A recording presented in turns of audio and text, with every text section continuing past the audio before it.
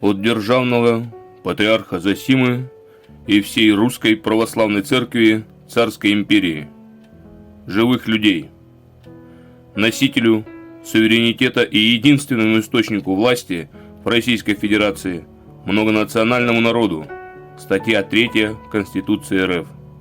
Уведомление о расторжении преступного договора.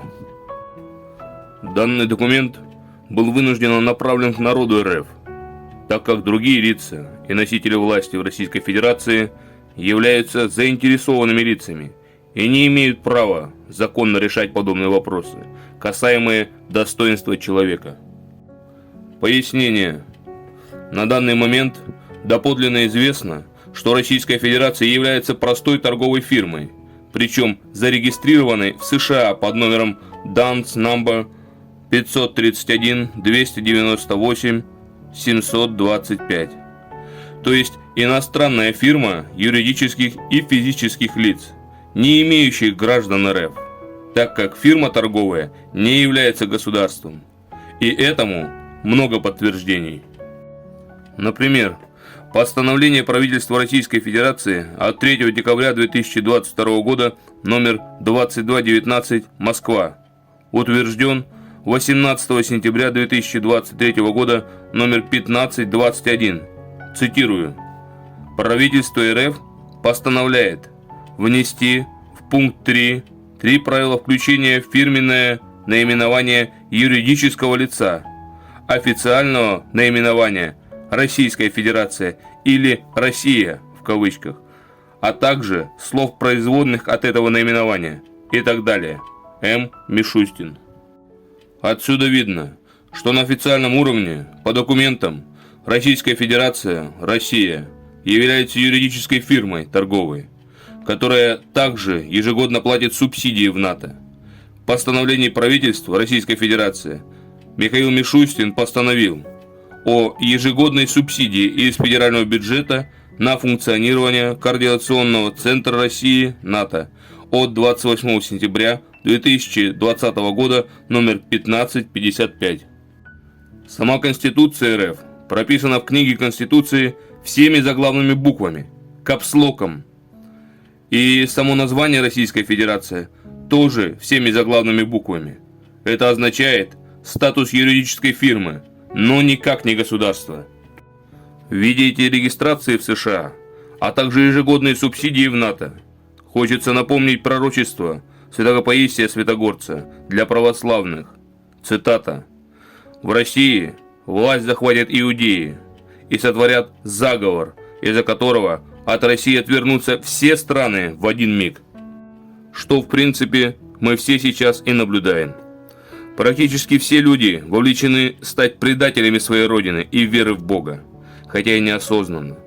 Но что самое интересное, так это то, в каком статусе пребывают люди, живущие под властью иудеев, властей России, Украины и Белоруссии, то есть земли Святой Руси, которую разделили на части. Тот факт неоспоримый, что во власти чужие находятся, подтверждает то, в какой статус они загнали людей в земле русской. Это статус физических лиц, обозначает мертвые тела недоразвитых рабов. Понимаете? Физлица не имеют прав, но только обязанности. Теперь вопрос о гражданстве Российской Федерации.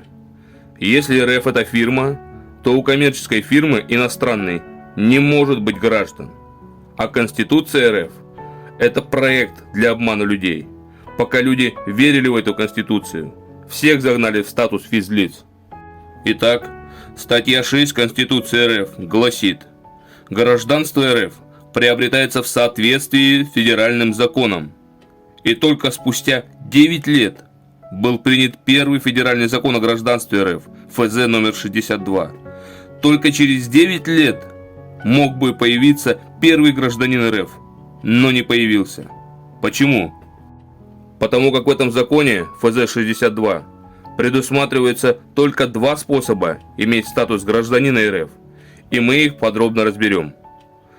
Статья 5. Граждане РФ являются: первое. Если приобрели его гражданство на день вступления в силу закона ФЗ 62, но это исключено так как до этого не было законов о гражданстве, ибо статья 6 Конституции в совокупности со статьей 41.2, часть 4, пункт Г ФЗ-62 запрещают по своей сути вообще иметь гражданство РФ. Поэтому второй способ получения гражданства РФ тоже отпадает, который гласит, что якобы могут быть гражданами РФ те лица, которые приобрели его в соответствии с федеральным законом 62. Но именно этот закон ФЗ-62 в статье 41.2, часть 4, пункт Г говорит нам, что, читаем, часть 4. Лицо не признается гражданином РФ в случае, если Г. После первичного получения паспорта РФ лицо приобрело гражданство РФ в порядке, установленном настоящим федеральным законом. То есть, если вы приобрели гражданство РФ на основании ФЗ-62, то вы не имеете права на гражданство РФ. Это хитрая магия лукавых слов.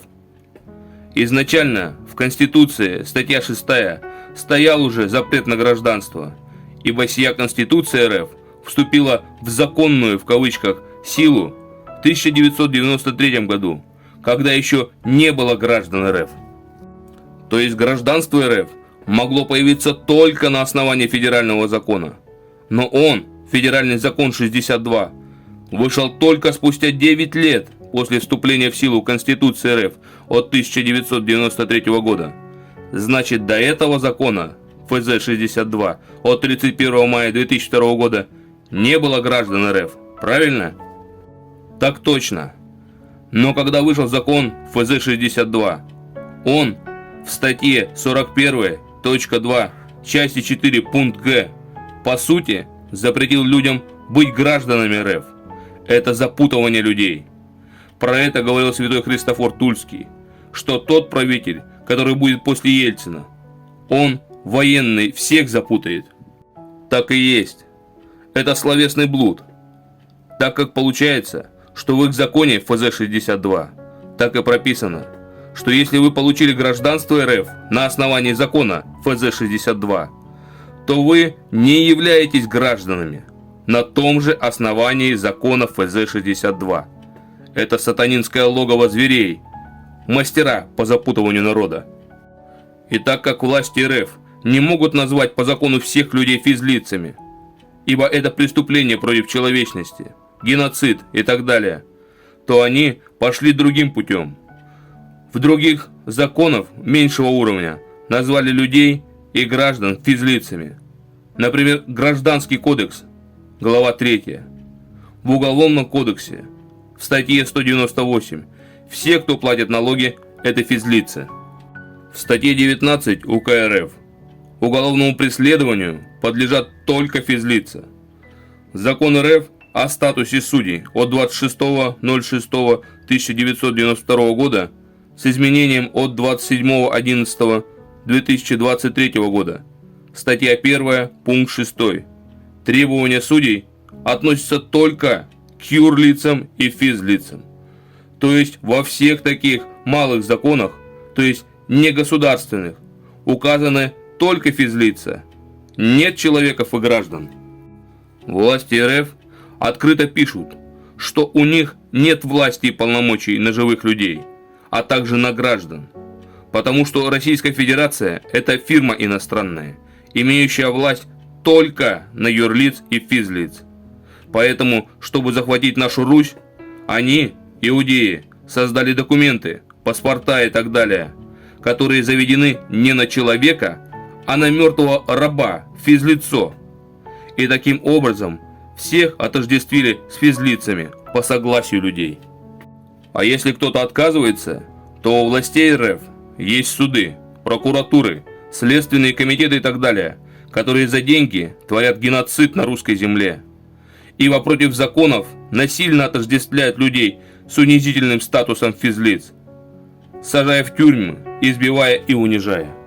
Работая при этом на иностранную фирму, зарегистрированную в США. Это измена Родины. Находиться в РФ возможно только в статусе физлиц, недоразвитого раба, без прав. Если РФ это фирма торговая, то значит она принимает к себе в организацию людей через добровольное и обманное согласие стать физлицом, а не человеком.